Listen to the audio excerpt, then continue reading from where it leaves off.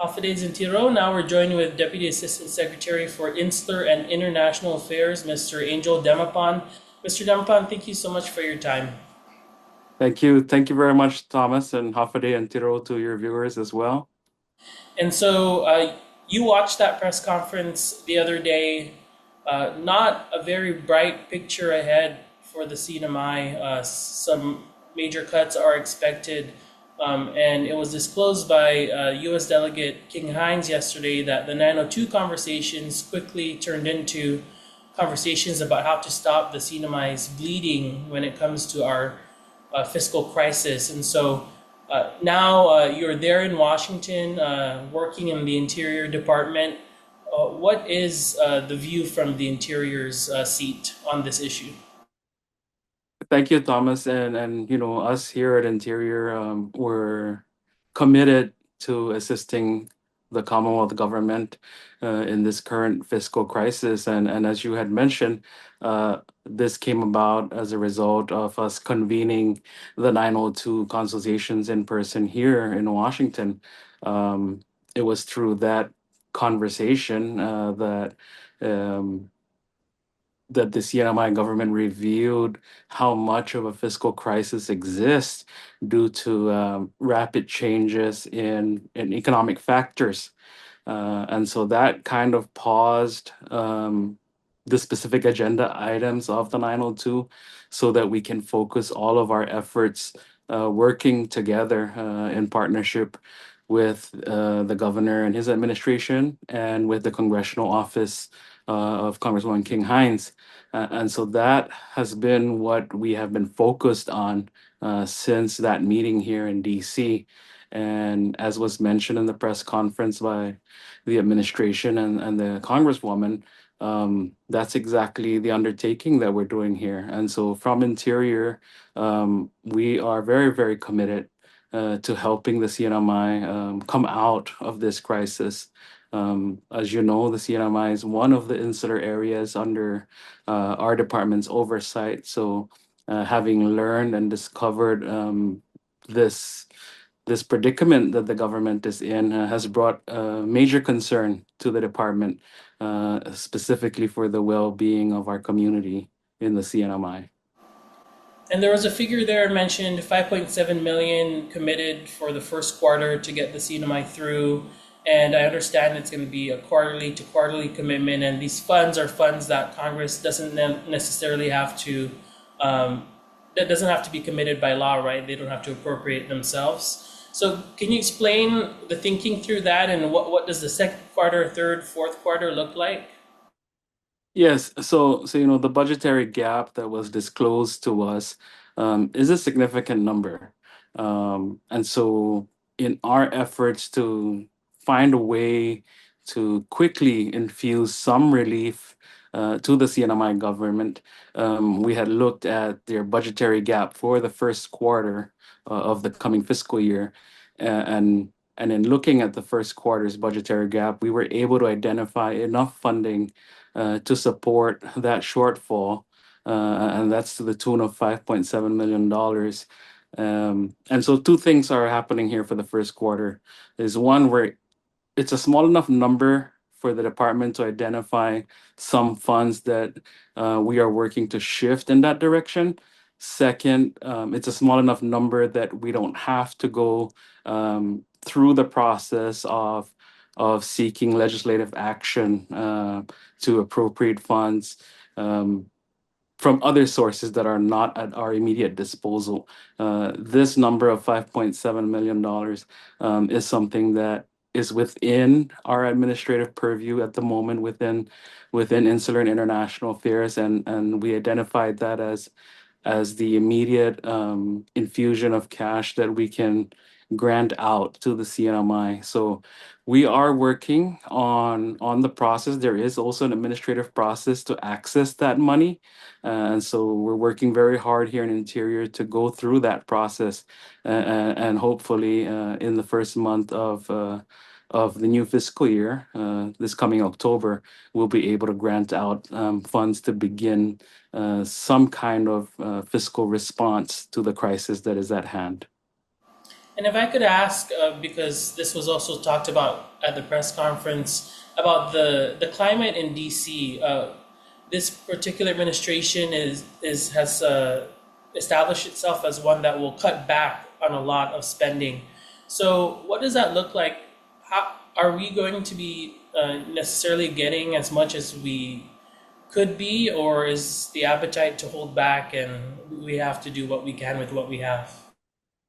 The climate here in DC has been just that, and it's been the administration's priority of right sizing government and ensuring that government funds are spent as they were intended. And so there's a major effort in this term to weed out waste, fraud, and abuse of public funds.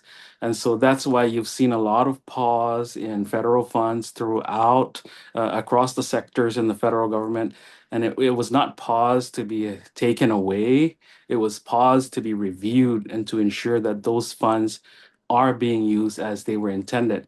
And so while we may be seeing cuts here and there, at least in the department and within our jurisdiction under Insular and International Affairs, um, we see those cuts, but we also try to manage it as best as possible. We have been able to justify the unique needs of the territories and the freely associated states, and through those justifications, we have been successful in ensuring that funding levels are still at acceptable levels that will allow us to continue providing assistance to the insular governments. And one thing that was also brought up by the leaders was this idea of helping ourselves first. I know the audits are something that we have to get caught up on. I know there's that requirement. Are you able just to also brief us on the federal government side, and other than the audits that we know are required, like what are you expecting to see the CNMI government do as you're giving this federal assistance? So Thomas, as in every consultation and any effort to provide a massive amount of funding, there needs to be accountability, and there needs to be a demonstration of effort from the receiving government as well. And so, in discussing the crisis and the funding needs for the CNMI that is currently occurring, in that discussion that we have had, not just in Interior, but through our response teams that are coming out of the White House and OMB, the discussion has always been about not just giving away all these funds for naught, but to ensure that when we provide this relief, we're providing the relief to also assist the CNMI in becoming self-sustaining once again. We understand the historical data of having a very successful and robust economy, and also our history of having challenging economic times. And so here we are again, seeing another round of challenging economic times in the CNMI. So we want to help, and that is exactly what the department is undertaking at this time. But in that same breath of providing assistance, we also want to ensure that we're not just prolonging the dilemma or the predicament, but we're assisting in also coming out of that predicament by ensuring that fiscal reforms are being implemented. And so there are several asks from the federal government to the CNMI, and those asks were covered in the press conference. And so those are things that we're looking for. I can't say that that's all we're going to be looking for. I'm almost certain that as we move along in the process, we're also going to identify more measures of accountability and measures of fiscal reform that we would like to see. And of course, no, you're no stranger to this process. You were in the House balancing that budget not too long ago. Um, and I don't know if you can take off your interior hat for a second. I don't know if that's possible because I know we're interviewing you as an interior official. But if to the extent you can comment as someone from here, as a public servant who served in our legislature and in the executive branch, just what's your comment on what has transpired? One of the questions I asked yesterday was how maybe we could not have seen this coming, on how the legislature went through a whole budget process, and now several days until the deadline are going to have to basically reinvent the wheel that they put together through the process. I mean, did you want to share any comment, just as a someone with ties to here? Yes, Thomas, and like watching the press conference, being there in person while this all was being born to us at the 902 consultation, it hit hard. It hit hard because the Marianas is home to me. And I'm just glad that I have this opportunity to work from the federal side to help bring assistance home. But in reflecting on what's happening back home, it kind of gave me some flashbacks because I worked for the administration that first implemented austerity measures, first reduced work hours, and even had a few days of a government shutdown. And so we went through this exercise of reducing hours. We went through the exercise of furloughs. And then, in addition to that, like you mentioned, I had the privilege of serving in the legislature and chairing the Committee on Ways and Means and going through this practice of balancing the government's budget. Um, Although when I was chair of Ways and Means, it was one of the more robust days for the CNMI. So the challenge at that time was balancing a bigger budget than we were accustomed to. And then here we are again, and we're back to the more challenging financial times of the CNMI. So just as I reflect on all the different phases that I have encountered in the CNMI government, it really just serves as a stark reminder to our leaders to really look at data seriously and to really examine the economic factors, not just locally, but regionally and internationally, especially for the Commonwealth, where we rely very heavily on our tourism industry. And so sometimes our data can suggest that our arrival numbers are going to be at a certain peak, but we shouldn't overshoot those numbers because like we need to anticipate the unexpected, and this is exactly what happened is after projecting a comfortable target for the budget, external factors like the jeju crash happened, and then it was followed by cancellations of flight services and charter services. So I think this is just a reminder that although we can be very, very fiscally responsible in the way we project and budget for the future, we should never forget in the back of our minds that there are external factors that can come at any time. And so, two things that come to mind for this is to budget, knowing that there's a worst case scenario than what the numbers tell us. Second, I think it's about time the CNMI start looking into establishing that rainy day fund, because the rainy day could be exactly what we're going through now through rapid changes in our visitor industry. It could be a natural disaster, and we've been fortunate that through the pandemic and through super typhoons, that we have been at the receiving end of a very, very generous recovery process from the federal government. But the CNMI government should also start looking at ensuring that that emergency fund exists and is something that we can slowly invest in the coming fiscal years, so that we don't find ourselves in this situation. We're fortunate at this time, Thomas, that the administration here in Washington has thrown its support behind this fiscal response that the Department of Interior is undertaking. Um, I can't say if this was a different administration how this response would be initiate it the way it is being done here now, because so many people are involved. All hands are on deck from the federal side. All hands are on deck on the Commonwealth side, and including in partnership with the congressional office. So it's really gratifying to see all this effort that is happening.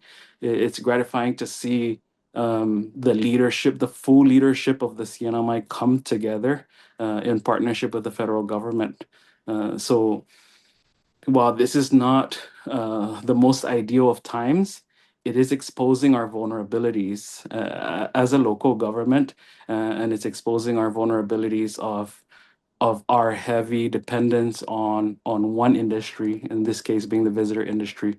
And so we really have to just be uh, much more careful in how we project our budgets and plan for the next fiscal year. All right, and what is the roadmap ahead?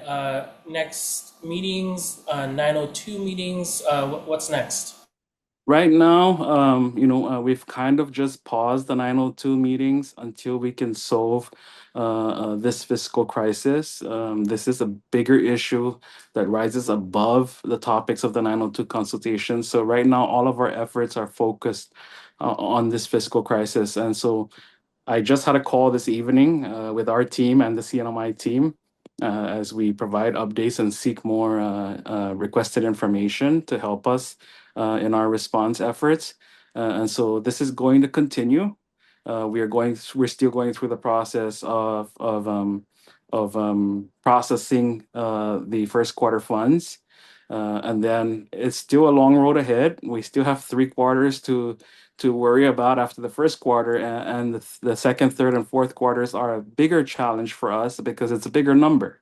And so that's where it's going to require a lot more work than administrative decisions to redirect funds within our department. So that's where we're really relying on the help of the congressional office to help us also as we identify what strategy, what best practices are we're going to implement in order to access the needed funds for the second, third, and fourth quarter. All right, Deputy Assistant Secretary, that's all the questions I had. Anything you want to let the CNMI community know that I didn't ask about? Any last message here? I just want to say, Thomas, that it's we recognize here in DC, we recognize that these are very difficult times in the CNMI. We recognize that some of the fiscal reforms that are going to be implemented are gonna be tough on individuals and on families, on households. But we also recognize that we need to get through these hard times to make times better. There's a saying that the days will get brighter after it's gotten dark, and so this is where we're at. But all I would like to assure our community is that the federal government is doing everything that it can to provide much needed assistance, and with this partnership and this collaboration that we have with the CNMI government and its leadership, I'm pretty confident that we will find a way forward. Um, that has not been clearly defined at this time, but the effort and the energy is there, and I'm certain that we will find a way forward to bring the CNMI and the community out of this predicament, and hopefully pave the way for a more responsive fiscal climate there. All right, thank you so much for your time. I appreciate it. Thank you, Thomas.